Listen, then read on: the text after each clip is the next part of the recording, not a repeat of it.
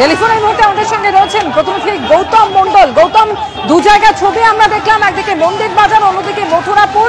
প্রায় 40 মিনিটের ব্যবধানে দু জায়গায় এভাবে বিক্ষোভের মুখে পড়লেন তিনি, কিন্তু কারা এভাবে বিক্ষোভ দেখালেন?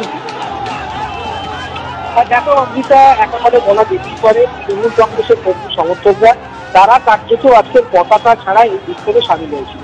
যদিও তারা যখন আমরা প্রশ্ন করছি তারা বলছেন যে আমরা সাধারণ মানুষের হয়ে আজকে এই বিক্ষোভে সামিল হয়েছি।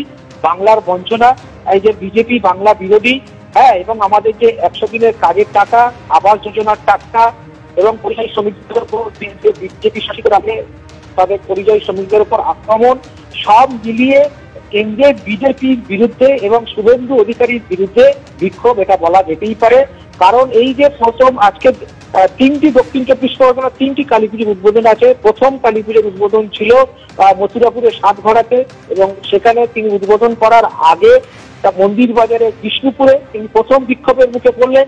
তারপরে এই পুজোর উদ্বোধন করার পর তিনি যখন বেরিয়ে যাচ্ছেন এই পুজো উদ্বোধন থেকে বেশ কিছুটা দূরে, কয়েকশো মিটার দূরে, সেখানে আবার দ্বিতীয়বার বিক্ষোভের মুখে পড়লেন।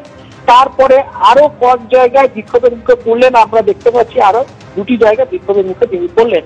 কিন্তু কার্যত এই বিক্ষোভ অতিক্রম করে তিনি যে পাথর প্রতিমা যে উদ্বোধন আছে সেই দিকে, সেই পথেই তিনি এখন যাচ্ছেন। কিন্তু এইটা বলা যেতেই পারে যে আজকের পতাকা ছাড়া তৃণমূল কংগ্রেসের কর্মী সমর্থকরা তারা